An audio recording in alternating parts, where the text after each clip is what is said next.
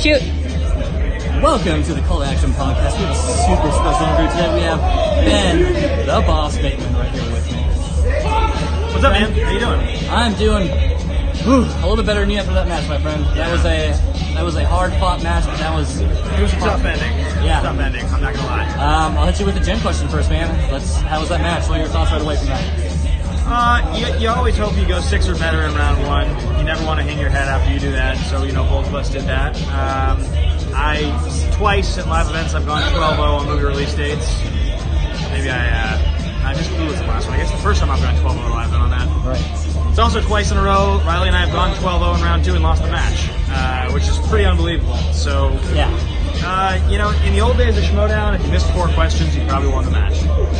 We missed 4 and we lost today. It's not really the same field it used to be. You have to work harder, train harder, strategize differently, and Draco had a great game today. So yeah, I mean, say what you will against it. That was a strong match from both of you guys, and I think I'm going to quote Jen again, there's nothing to hold your head up about that one. That one was an amazing match for both of you guys.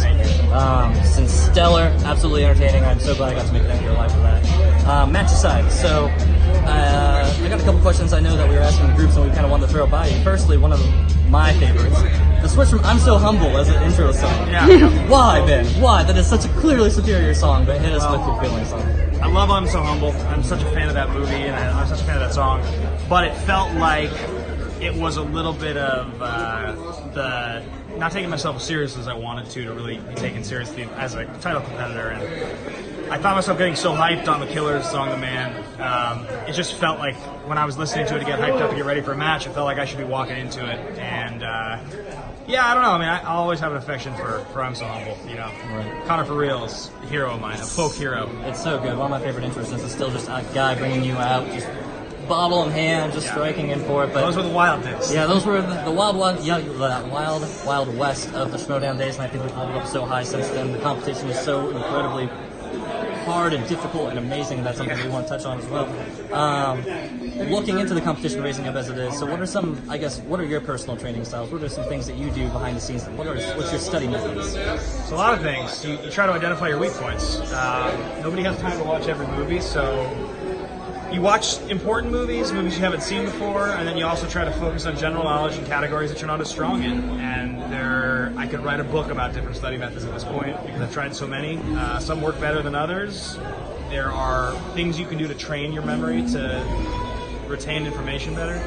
I also believe that the Schmoedown questions have gotten harder.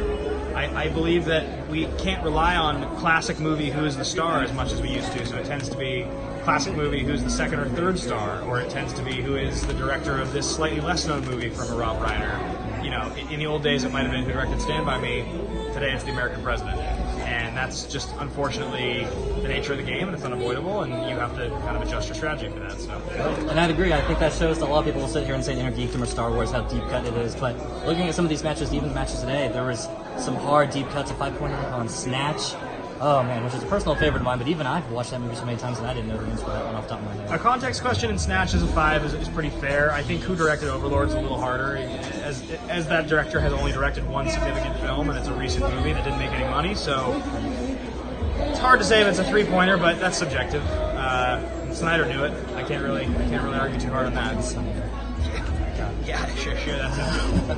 I guess I'll ask one last question, and we'll start to wrap up here really quick. I guess seeing the difference between live and then your studio performances and something like that, energy and passion and all of that aside, I guess what would you say is the biggest difference for you as a performer? It's a lot more build-up to a live match. It's also easier to lose in a live match, not in the sense that it's easier to actually lose, but taking the loss when there's walking down this aisle to 1,000 people and having that energy and having it be so much more of a theatrical experience, you create something really special. It's a live performance, and that's so much more of an experience than taping in a studio. Right. The studio's great, it's different, but losing here doesn't hurt as much, just because it's in Chicago. We sold this place out. We should be so lucky. It's amazing. Right. That's 1,000 people. I used to tour and play music, and I never had 100 people show up to watch me play. I just had 1,000 people show up and watch me as the headliner, and that's a pretty special thing. And I'm blessed to be one of those 1,000 people here. I think we'll just go ahead and call wrap up with that. Ben, thank you so much for your time. Thank you. Fantastic match. We love you, even though you portrayed us as an action army. We You know, character aside, he's an excellent guy. He comes to us here and talk to one of us. So thank you, Chris, for this awesome. Trail's a matter of opinion. Your suit looks fantastic. Thanks, guys.